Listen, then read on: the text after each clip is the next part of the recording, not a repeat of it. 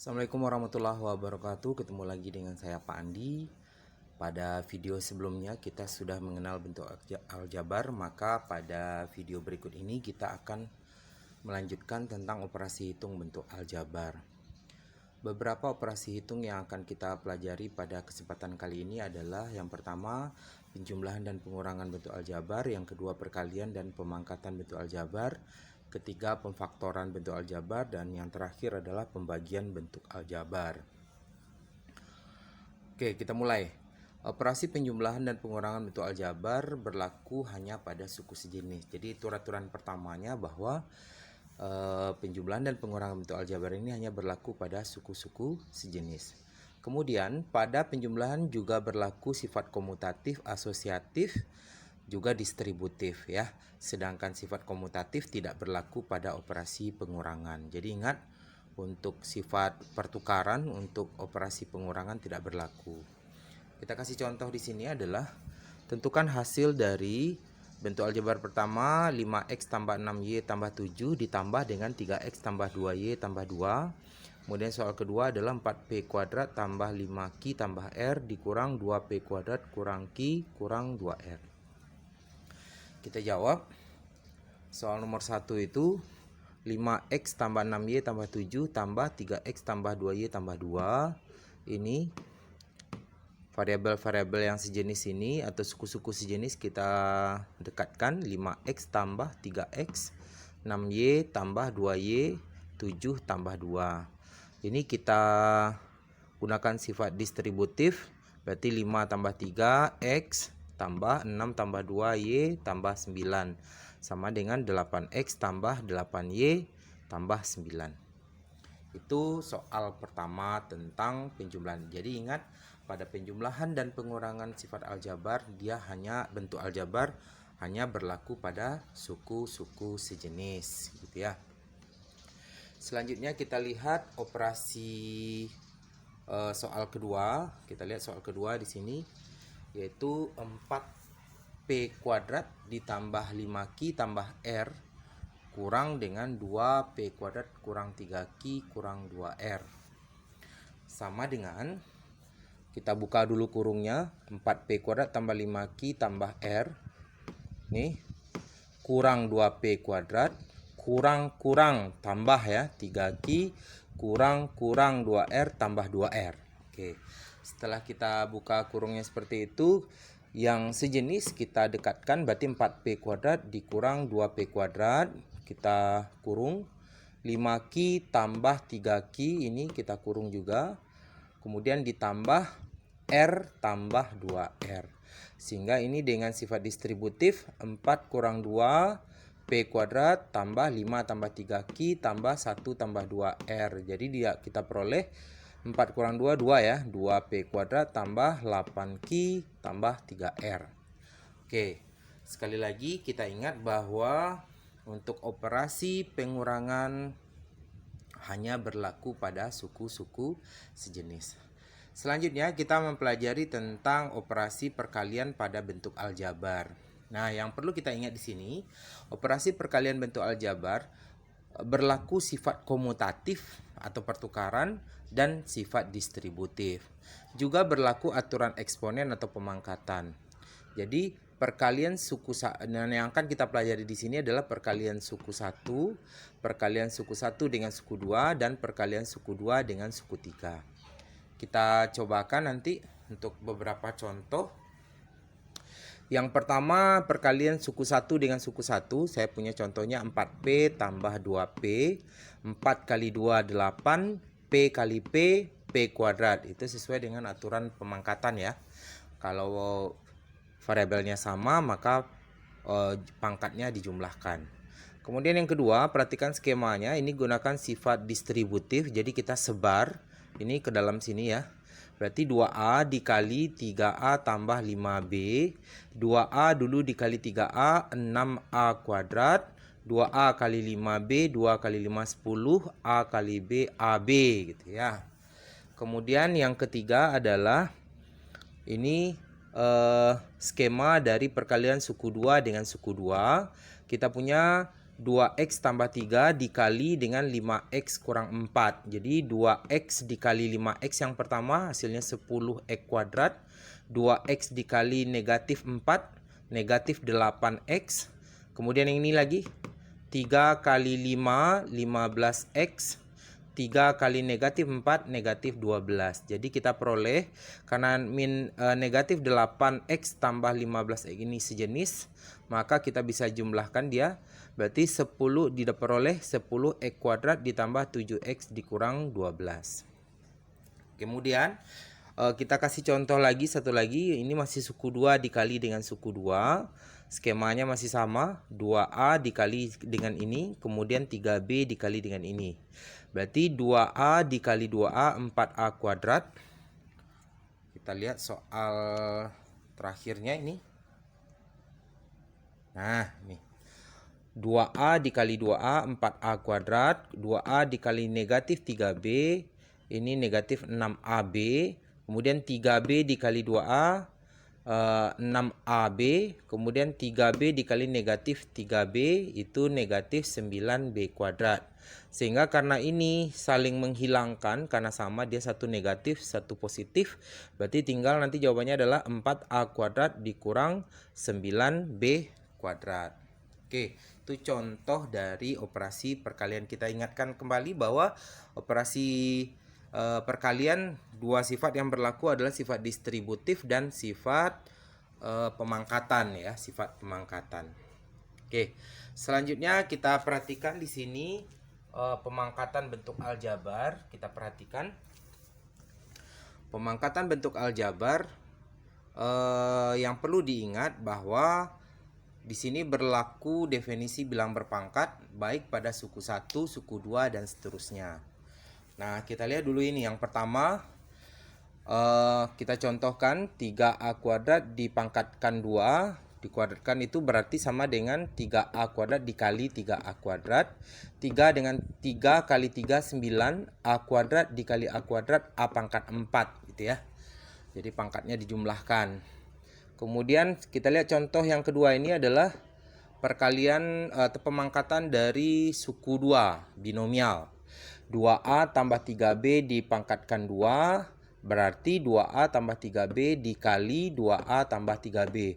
Dengan menggunakan skema pada perkalian suku 2 tadi, kita dapatkan 2A dikali 2A 4A kuadrat. Kemudian 2A kali 3B tambah 3B kali 2A dapat 12AB. 3B kali 3B sama dengan 9B kuadrat. Dan yang perlu kita ingat, kita perhatikan di sini soal yang ketiga ini, negatif 2x pangkat 3 dikuadratkan itu berarti negatif 2x pangkat 3 dikali negatif 2x pangkat 3. Negatif 2 kali negatif 2 positif 4, x pangkat 3 kali x pangkat 3 jadi x pangkat 6. Kemudian ini yang nomor 4 contoh dari kalau dipangkatkan 3 ya, dipangkatkan 3. 2x tambah y pangkat 3 itu sama dengan kita mengalikan 2x tambah 3 itu 3 kali. Seperti ini, sesuai dengan hukum pemangkatan eksponensial. Kita kalikan dua suku ini dulu. 2x tambah y dikali 2x tambah y, kita peroleh 2x kuadrat tambah 4xy tambah y kuadrat. Dikali dengan suku 2x tambah y lagi ini. Maka kita peroleh nanti jawaban terakhirnya adalah 4x pangkat 3 tambah 10x kuadrat y tambah 6xy kuadrat tambah y pangkat 3. Nah, di sini dapat kita tuliskan bahwa bagaimana cara kita dibantu kalau pemangkatannya selalu bertambah ya. Jadi kalau pangkat 4, pangkat 5, pangkat 6 dari binomial ini. Nah, agar tidak serepot ini rasanya untuk mengalihkan, maka kita dapat memanfaatkan cara yang dimanfaatkan oleh segitiga Pascal. Sekarang kita coba lihat dulu. Untuk pemangkatan binomial lebih dari 3 dapat dibantu dengan menggunakan segitiga Pascal dalam menentukan koefisiennya. Jadi segitiga Pascal itu digunakan dalam menentukan koefisiennya gitu ya. Nah, yaitu kita lihat segitiga Pascal kita adalah ini 1, 1, 1, 1 ini dari 2 ini dapat 1 tambah 1 2 di sini 1 2 1 1 3 3 1 3 ini diperoleh dari 1 tambah 2 2 tambah 1 di sini. Kemudian 1 4 6 4 1 dia berarti ini 1 tambah 3 4 di sini ya. 3 tambah 3 6 3 tambah 1 4 kemudian 1 dan terakhir nanti mungkin kalau dilanjutkan ini 1 di sini 5 10 10 5 1. Nah, bagaimana cara menggunakannya? Jadi kalau 1 dan 1 ini adalah koefisien. Jadi kalau A tambah B binomial ditepangkatkan 1, maka koefisiennya sesuai ya 1 1. Jadi ini tetap 1. Kemudian kalau binomial A tambah B dikuadratkan, maka koefisiennya nanti adalah 1 2 1. Kemudian jika binomial berpangkat 3, maka koefisiennya nanti 1 3 3 1. Dan jika binomial dipangkatkan 4, maka koefisiennya nanti adalah 1 4 6 4 1. Tergantung nanti koefisien dari binomialnya. Kalau koefisiennya binomialnya tetap 1 seperti ini, maka seperti ini nanti akan menjadi koefisien aslinya. Tetapi bila nanti berubah nanti di sini koefisien dari bentuk binomialnya, maka itu akan kita sesuaikan. Oke, baiklah, kita lanjutkan tentang pemakaian segitiga Pascal. Kita lihat bagaimana pemakaian segitiga Pascal dalam membantu menentukan koefisien penjabaran pemangkatan bentuk aljabar suku 2. Caranya adalah pangkat suku pertama menurun dan pangkat suku kedua menaik. Itu cara menggunakannya segitiga Pascal nanti ya. Mungkin lebih bagusnya kita kasih contoh di sini. Penjabaran dari 2x tambah 3y pangkat 5 adalah gitu ya. Kita jawab. Ingat tadi suku 2 ini bagian pertamanya, ini bagian keduanya atau suku pertama, ini suku keduanya. Nah, tadi katanya adalah pangkat dari suku pertama itu menurun dan pangkat dari suku kedua itu naik. Jadi satu turun dan satu naik. Sekarang kita cobakan. Ini karena penjabarnya berpangkat 5, maka secara segitiga Pascal kita tahu bahwa kalau dia pangkat 5 itu berarti koefisiennya nanti 1 5 10 10 5 1 gitu ya. Berdasarkan pangkat 4 yang di atasnya. Sekarang kita gunakan 2x tambah 3y pangkat 5 itu adalah koefisien pertamanya 1.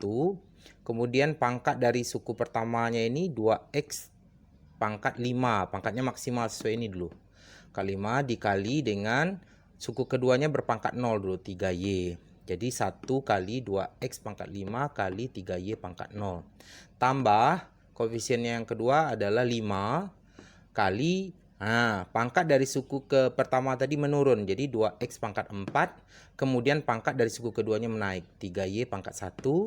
Tambah koefisiennya tadi dari segitiga Pascal 10 kali 2x pangkat, ini tadi 4 sekarang 3, kemudian y tadi pangkat 1 sekarang 2, tambah 10 2x pangkat 2 kali 3y pangkat 3, jadi pangkat dari suku pertamanya menurun, sedangkan pangkat dari suku keduanya menaik, seterusnya seperti ini. Dan kita selesaikan, kita dapatkan jawabannya adalah 2x pangkat 5 adalah 32x pangkat 5, ini 1, ini 3y pangkat 0, 1 juga ya, oke. Terus 240x pangkat 4y, 720x pangkat 3y kuadrat, tambah 1080x kuadrat y pangkat 3, ditambah 810x y pangkat 4, terakhir ditambah 243y pangkat 5. Jadi itu cara menggunakan segitiga Pascal untuk membantu menjabarkan pemangkatan suku 2 atau binomial. Oke, nah selanjutnya operasi yang akan kita pelajari pada bentuk aljabar itu adalah operasi pemfaktoran.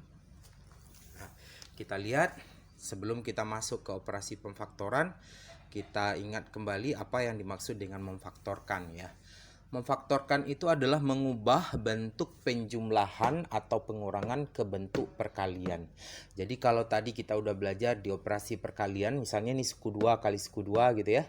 2x tambah 3 dikali 3x tambah 2, hasilnya nanti adalah 6x kuadrat tambah 13x tambah 6. Nah, proses dari sini ke sini disebut perkalian gitu ya.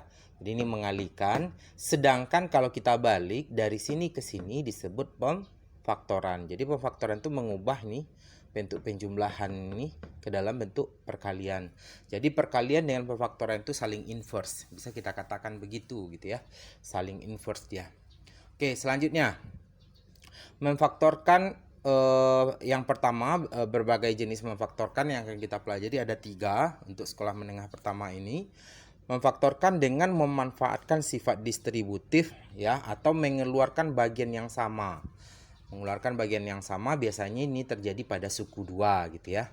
Suku 2 dengan derajat berbeda. Sekarang kita perhatikan ini contohnya adalah berapakah faktor dari atau bentuk penguraian dari 4x² kurang 10x. Nah, bentuk faktornya seperti apa ya, kita faktorkan ini. Ini 4x² kurang 10x, jadi kita tulis seperti ini bentuk skema perkalian. Nah, yang bisa dikeluarkan apa di sini? Ini 4x², ini 10x. Ini sepertinya bisa dibagi 2 ya. Coba 2x kita keluarkan, berarti ini tinggal jadinya 2x ya. Dalam kurungnya tinggal 2x kurang, kalau ini dikeluarkan 2x berarti kurang 5 ya. 2x kurang 5. Coba kita tes 2x kali 2x 4x², 2x kali negatif 5 negatif 10x. Betul. Berarti jawabannya ini adalah memfaktorkan dengan memanfaatkan sifat distributif. Jadi kita keluarkan faktor yang sama atau bagian yang sama. Kemudian contoh yang kedua mungkin ini 9p² dikurang 3p. Oke, kita lihat 9p² bisa dibagi 3p, bisa. Jadi kita keluarkan 3p nya. Tinggal di dalam kurungnya adalah 3p kurang 1 ya. Nah, ini 3p kali 3p 9p², 3p kali negatif 1 negatif 3p. Oke. Nah, kemudian ada juga memfaktorkan bentuk ini. A² kurang B² difaktorkan menjadi tambahnya dikali kurangnya ya. A tambah B dikali A kurang B. Nah, sekarang kita lihat contohnya. Kita punya x² kurang 16. Kita ubah dulu ke bentuk umum ini. Berarti ini x² kurang 4². Nah, udah berbentuk seperti ini, maka kita tinggal ambil ini x tambah 4 kali x kurang 4. Ini bentuknya. Kemudian yang kedua, kita ubah dulu bentuknya menjadi bentuk umum seperti ini. Ini 9 bisa dijadikan bilangan kuadrat. Berarti ini 3a dikuadratkan kurang b². Kalau kita faktorkan jadinya adalah 3a tambah b dikali 3a kurang b. Gitu faktornya. Kemudian kalau yang ini ya, ini agak spesial ya. Bentuk dari x kurang 2. Bisa nggak ini difaktorkan menggunakan ini? Nah, memfaktorkan bentuk a² kurang b², mungkin bahasa mudahnya adalah sama dengan membelah 2 pangkatnya. Jadi ini kan pangkat 2 kurang pangkat 2, jadinya pangkat 1 kali pangkat 1. Berarti kalau ini pangkat 1, berarti kalau dibagi 2 jadi pangkat setengah ya.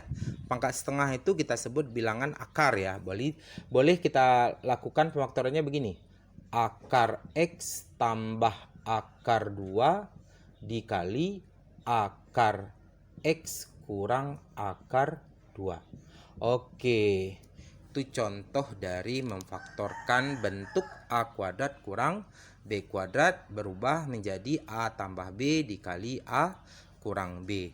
Selanjutnya kita akan melihat pemfaktoran bentuk ini. Nah,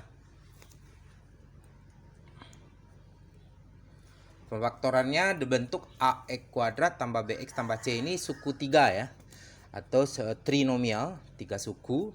Nah, bentuk ax² tambah bx tambah c ini dikenal juga dengan bentuk kuadratik atau polinomial berderajat 2 atau bentuk aljabar berderajat 2 gitu ya. Dengan ada 2 kemungkinan di sini, a-nya sama dengan 0 dan a-nya tidak 1.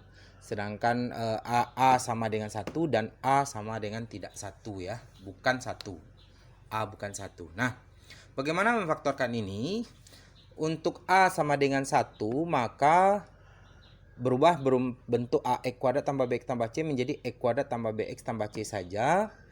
Kita ambil B-nya, B itu adalah perkalian dua bilangan, C itu adalah B itu adalah penjumlahan dua bilangan, dan C itu perkalian dua bilangan, ya. Nah, bilangannya harus sama, maka bentuk ini akan berubah menjadi X tambah P dikali X tambah Q gitu. Contohnya X kuadrat tambah 7X tambah 12, ini A-nya 1 ya, B-nya 7, C-nya 12. Kita pikirkan bilangan yang jumlahnya 7, perkaliannya 12. Berarti 3 tambah 4, 3 kali 4, ini menjadi P dan Q-nya. Sehingga X kuadrat tambah 7X tambah 12 ya, tambah 12 di sini. Itu sama dengan X tambah 3 dikali dengan X tambah 4. Nah, untuk A tidak sama dengan 1, maka AX kuadrat tambah BX tambah C kalikan A kali C, dapat suatu bilangan P namanya. P itu kita pikirkan merupakan berhasil perkalian bilangan baru, yaitu Mn. Dan perhatikan B-nya, B itu adalah penjumlahan Mn bilangan baru tadi.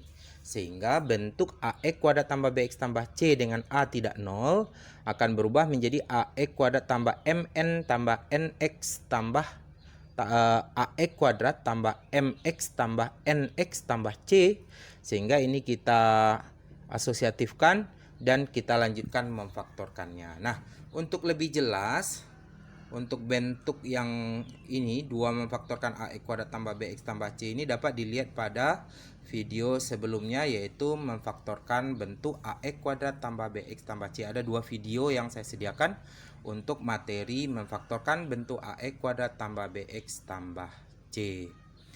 Oke, itu materi kita tentang pemfaktoran.